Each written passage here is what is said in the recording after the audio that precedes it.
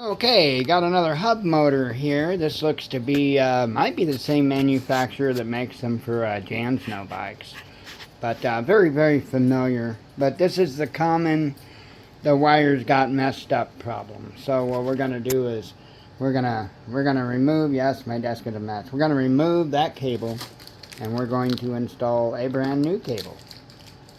So he will once again be good to go. So anyway, time to start clearing away some silicone and desoldering some wires. Well, this one's rewired and resealed and ready to put back together. Well, it's all back on the bike. Customer didn't give me the battery, so I have no way to test it.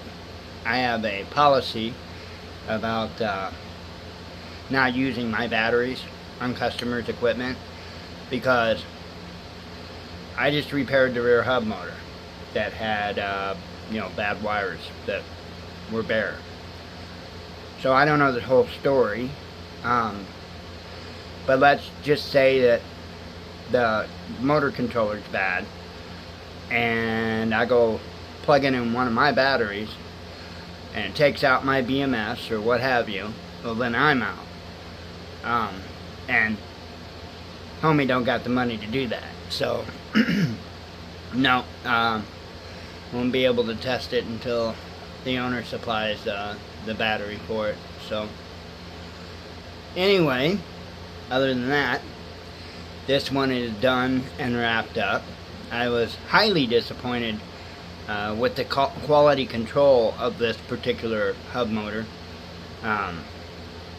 I'll put a picture up on the screen of one of the solder joints that I don't even know if you could qualify it as a solder joint, but maybe a solder apart or something, I don't know, but wasn't joint.